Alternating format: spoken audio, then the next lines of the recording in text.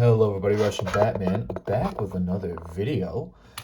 Today's video, I am going to be showing off some Fallout customs I've made. I watched the show and I thought it was a really good show, so I wanted to make customs. I've never made customs of Fallout. I have played Fallout 4 before, not all of it, just some of it. But I think this show really kind of got me into the whole universe, and I started watching videos about Vegas and New Vegas and all that sort of stuff. So, yeah, I just wanted to make some Fallout customs, and like I said, all these customs are based off the show. It's really just the three main protagonists from the show. And yeah, so speaking of, let's just dive into it and show off the main character, or the closest thing we have to the main character, because I mean they're all kind of not equally main characters, but they're all main characters. We have Lucy McLean. This one, I would argue, is maybe the simplest out of all of them. I still like how it turned out. This face print, I don't remember where it's from. It's just a very basic face print I've had, but I think it works enough. I do wish her, I don't know, she doesn't really have that wide-eyed expression that the actress kind of always has. But I thought this face worked well enough, and I think this hair also works because she does, tie in a ponytail. For the outfit itself, she does kind of change her outfit a lot throughout the show. I knew I wanted to go with this version of the outfit, but she does change it. Like, for example, there are parts of the show where, like, she has, kind of like the shirt open, and there are also parts where she doesn't have the strap and it's just this shirt.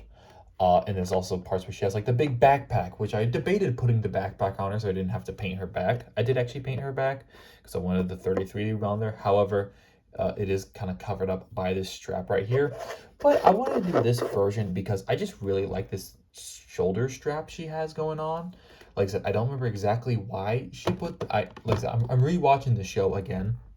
And I want to pay attention to why she puts the shoulder strap on, but she has it and it works out pretty well. I also did sculpt on the Pip-Boy. I don't usually like to sculpt on arm detailing. However, the Pip-Boy is very big and bulky, so I thought it kind of needed to be sculpted on. This is a very simplistic version of it, not a lot of detail, just kind of two little green dots to represent kind of, the green stuff that, the green displays that pop up on the Pip-Boy.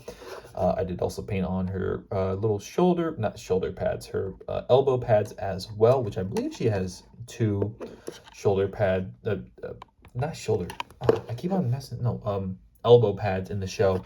But yeah, and then the boots, I didn't paint on any of the details on the boots. These are just actually from the, I don't know, it's from some medieval set I had, which had the knights with dark blue and with dark brown and blue legs, which I thought just kind of worked perfect. So I just kept it as is for this custom. But yeah, probably the simplest custom, but I'm really happy with how it turned out. Like I said, I might modify in the future, but I'm still happy with it. Next figure we have is the Ghoul. Probably my favorite character from the show because he's just such a cool character. And I knew from the get-go I had to make the Ghoul. I can't just not make the Ghoul. For the Ghoul, I use this kind of the generic cowboy hat. I debated on making it in the light kind of beige. However, this was originally in light beige. However, I thought the light beige looked too light and not kind of gritty enough. So I did give it the kind of the darker shade of beige.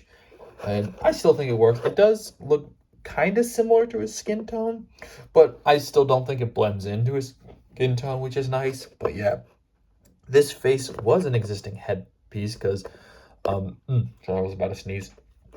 Actually, I did not get rid of his secondary head, so this is what the face was. I don't remember where this face is from. I think it's actually from Gilgamesh, from Eternals, maybe? I honestly don't know. But the skin tone, it just looks like the Ghoul's skin tone, so that's why I gave it to him. And I do like how the face turned out. Like I said, the mouth was just the mouth that was on the figure before, but like I said, I did the rings around the eyes to kind of make it more skull-like, and the nose is in dark brown, where the rest of the details in just kind of normal brown. Rewatching the show, I don't know if he really has that pronounced. I mean, I know his cheeks are pronounced, but I don't think he has that little bottom line there. But I still think it just looks really good. Maybe it could have looked a little bit more rotten, but out of all the ghouls, he does kind of look a little bit like a nicer, not like a nice guy ghoul, but his skin is a little bit less shriveled than some of the other ghouls that exist within the Fallout universe. So I think it works out well. Obviously, paint on the strap. Actually, I might be wrong. This might be a simpler custom because I didn't sculpt anything on him. But I just still really like how it looks. I gave him, he has the dark blue shirt underneath. I've seen some versions where he also has a brown vest as well, but I kept it dark blue because just to kind of add some more interest to the color. I did make his kind of his jacket kind of tattered. I did not find any dark brown arms in my collection. So these are actually light brown arms that I sanded and then painted dark brown. But they look really well. I mean, they don't look like they're light brown arms. They look like they're just straight up dark brown arms. So yeah, I just have a really nice dark brown that kind of blends into normal dark brown. And yeah, I did wish I had some more detail in the jacket area. It is kind of simplistic, but I do really like this custom as well.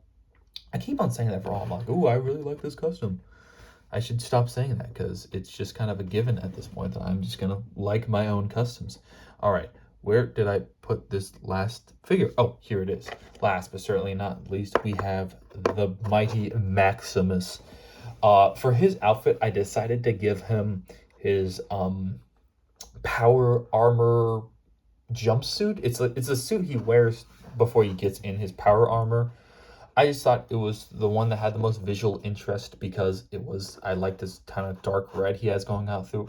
I like the dark red. That's why I gave it to him.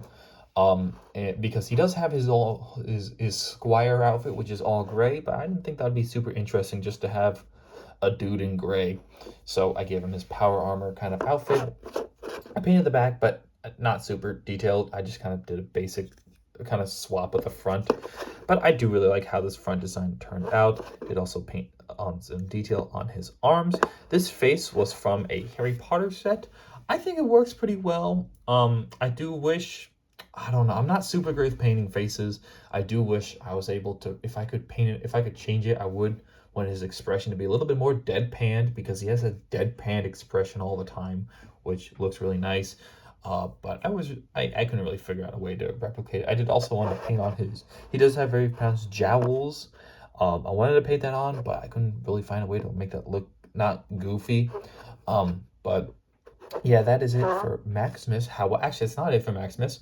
I also do have Maximus's power armor. So here it is. I did make another Maximus face. It's a little bit smeared and it doesn't look great. Like I said, I am not the best with painting faces. However, this face is going to get covered up soon. So you could also see that this figure is significantly bigger than a normal minifigure. This is a normal figure. This is the Maximus figure. And the reason why is because most of this figure is actually 3D printed, not the obviously the armor and stuff. But the base minifigure, I've done this before on other figures. Like, for example, this is my Thor figure. You can see he's the same scale. And let's see. But usually I make like a bigger head for these figures. But I modified it so I could put a normal head on there. So because like I said, I wanted Maximus. So like I said, I can get like any minifig head. And you can pretend it's like the OG Mike Titus or something. Right, this is just a random head I found. But yeah, it works pretty well. So, and let me finally put on his helmet. So this is his helmet for the power armor. Like I said, I really like how it turned out. I think it could have been a bit better, but I like the scale. Also, I do like how the back of it looks as well. This was a pre-existing armor piece that I just glued to the back and the front, and then I also used it as the base for the shoulder pads. And yeah, that's pretty much it. Did add the scratches and some of those other details, but I think this looks really good for Maximus. So it's kind of like two figures in one sort of deal. But yeah, that is it for my Fallout showcase. If y'all like this. If y'all like the video, leave a like. Why not? I do want to make some more characters. That would be fun. I definitely want to make her brother, because he's an underrated character and I love his character. Maybe some other Vault Dwellers as well. Maybe when season 2 comes out, I can make, if they add some new characters to that. But yeah, I really like these customs turned out. If you all have any suggestions, leave them down below. Go watch the Fallout series. It's really good. It's on Amazon Prime. I'm like an advertisement now. But yeah, enjoy the rest of your day. Go watch the 2011 film Rango. We have a Discord server. You can join it if you want. And yeah, bye-bye.